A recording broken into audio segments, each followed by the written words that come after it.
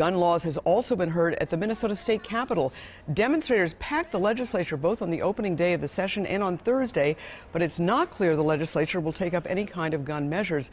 A man who has an outside say in what laws get a hearing or not is the Minnesota House Speaker, Kurt Daudt, and we are pleased to have Speaker Daudt join us this morning. Thank you so much for coming in and braving the snow, covered roads, although it's not too bad, you said. Good morning, Esme, and kudos to MnDOT. The roads were actually in really good shape this morning, but fill your washer fluid before you go out. Okay, there you go. Well, let me ask you, in your view, will there be any kind of gun control measures, new gun laws, that the legislature will consider this session? I think these instances are just absolute tragedies, and if there was a bill that we could pass that would prevent this from ever happening again, it would get a unanimous vote everywhere. We would absolutely do it, but there are complicated issues that are multifaceted, and while I think we'll have a good discussion this year, I don't know that we're going to find that magic bill that's going to prevent this from ever happening again, but hopefully we can make some progress. Right. But you've seen the demonstrations, big numbers at the Capitol. What are you hearing from your constituents? Well,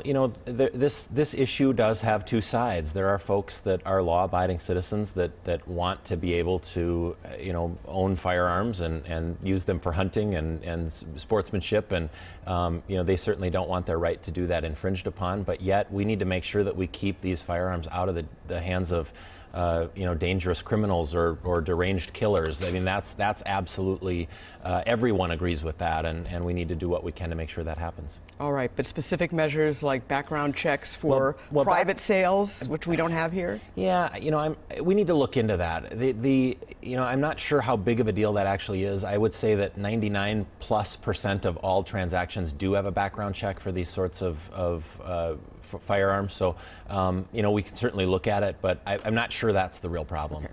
All right. The legislature enacted new sexual harassment training policies. You said at the beginning of the session you were going to punish anybody who didn't go through the training. Did everybody go through the training? I'm very happy to report that every member of the House showed up. They took it very seriously and participated, and we had perfect attendance, so I didn't have to punish anyone. All right. How about any laws that could affect the public? Will we see a change there? I'm not sure. We've created a new subcommittee of our Rules Committee to look into sexual harassment and our policies at the state capitol, and anything that we can do. We're going to bring in folks from the outside. In fact, we're bringing in a national group next week to testify on what is happening in other states. But we need to make sure, first and foremost, that our Capitol is safe and a respected environment for the people that work there, for lobbyists, and for the public. And we're going to make sure that there's a zero-tolerance policy, at least in the Minnesota House. All right. I know that you're looking at the federal tax bill to see what kinds of changes have to be enacted at the state level. Is your goal to make sure that nobody is going to end up paying more? Well, that is our goal. As of right now, if we passed what's considered federal tax conformity, which would make it much easier for Minnesotans to file their returns, we're told that Minnesotans could receive as much as maybe even $550 million or more increase in their state tax, which is an unintended consequence of the federal bill. We want to make sure that we can figure out who would get that tax increase and minimize that or eliminate it.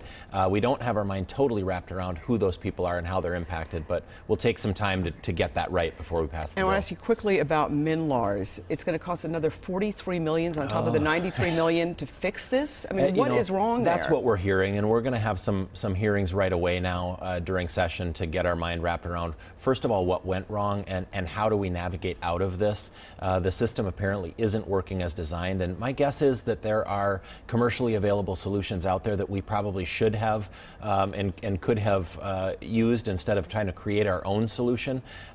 So we want to make sure that, first of all, we get this fixed, but we also want to make sure that we never make this mistake again. We shouldn't reinvent the wheel if there's something commercially available out there that's working in another state. And I have to ask you about your political future. Have you ruled out running for governor or for Congress in the 8th District? Well, I do live in the 8th District. And that seat actually hasn't been vacant in 50 years, but I'm focused on what I'm doing in the House right now. I'm not actively pursuing either one, but I haven't ruled them out. Hopefully I'll have a decision shortly. I keep saying that, don't I, Esme? Yes, you do, frankly, Mr. Speaker. All right, well, listen, Mr. Speaker, thank you so much for coming in. We appreciate it. Thank you, Esme. All right.